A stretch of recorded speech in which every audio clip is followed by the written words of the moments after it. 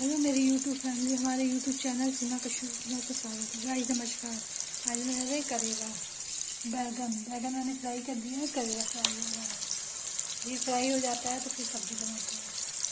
देखिए गाइस करेला फ्राई हो गया, इसको निकाल लेंगे।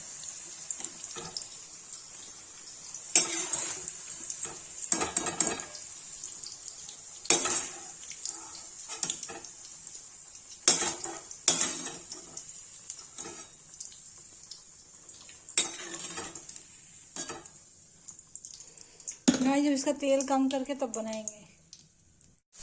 गाइस देखिए इसमें मैंने हल्दी डाल के इसमें दूध डाल दिया है। इसको चलाएंगे।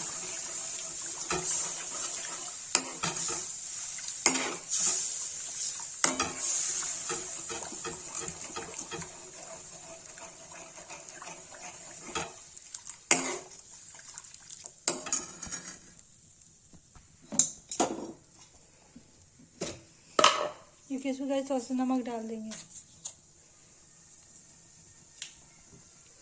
गाइस में उबाल आ गया, अब इसे करेला बैगन डाल देंगे।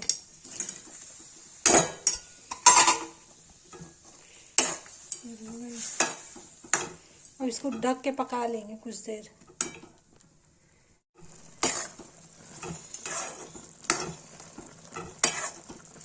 गाइस देखिए करेला बैगन की सब्जी बनके तैयार है।